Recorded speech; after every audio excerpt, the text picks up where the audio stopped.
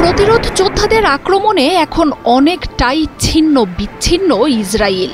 ইয়েমেনের পর শুক্রবার ইসরায়েলে হামলা করেছে লেবাননের ইসলামী প্রতিরোধ গোষ্ঠীও। শক্তিশালী একাধিক রকেটের হামলায় বিধ্বস্ত হয়ে পড়েছে দেশটির দক্ষিণাঞ্চল। প্রতিরোধ যোদ্ধাদের চতুর্মুখী হামলায় দিশেহারা অবস্থা নেতানিয়াহুর বাহিনীটির। ইয়েমেন থেকে আসা মিসাইলের আক্রমণ ঠেকাতে হিমশিম খাওয়া বাহিনী এখন মুখোমুখি হচ্ছে লেবাননের। আর এই যাত্রায় ইসরায়েল রক্ষা পাবে কিনা তা নিয়েই আতঙ্কে ভুগছেন দেশটির বাসিন্দারা। ইসরায়েলি গণমাধ্যমগুলো বলছে শুক্রবার সকালেই লেবানন থেকে ছোড়া দুটি রকেট আঘাত হানে। এ সময় কিরায়াত সোমনা সহ আশেপাশের অঞ্চলগুলোতে ক্রমাগত সাইরেনের শব্দ শোনা যায়। হাজার হাজার বাসিন্দা এখন যে কোনো ব্র্যান্ডের পুরাতন এসি বদলে নতুন ওয়ালটন এসিতে উপভোগ করুন 25% ছাড়। ঘর ছেড়ে ছুটে যান বাংকারে। শুধু কিরায়াত সোমনাই নয়, মার্গালিয়ট, তেলহাইয়ের মতো এলাকাগুলোতেও বাজতে থাকে সতর্ক সংকেত। লেবানন থেকে ছুটে আসা এসব রকেটের শব্দে কাঁপন উঠেছে নেতানিয়াহুর বাহিনীতে। প্রশাসনেও শুরু হয়েছে উথাল পাতাল।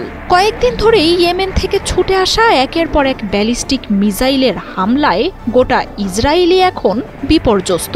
এর মধ্যে লেবাননের বাহিনীটিও যদি পুরোদমে ইসরায়েলে হামলা শুরু করে তাহলে নেতানিয়াহুর বাহিনীর অস্তিত্বই হুমকিতে পড়বে।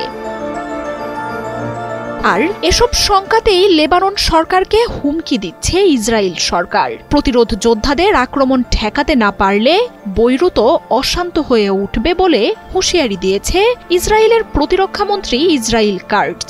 তবে সেসব হুমকিতে যে প্রতিরোধ দলগুলো ভয় পায় না তা জানে নেতানিয়াহুর সরকার। আর তাই আবারও প্রতিরোধ দলটির সাথে পূর্ণাঙ্গ যুদ্ধের দ্বার প্রান্তে এখন ইসরায়েল।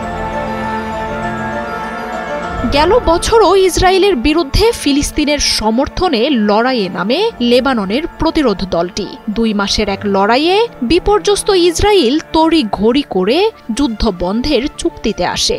তবে ফিলিস্তিনে আবারও আগ্রাসনের জবাবে যে দলগুলো বসে থাকবে না তা স্পষ্ট হয়ে গেছে।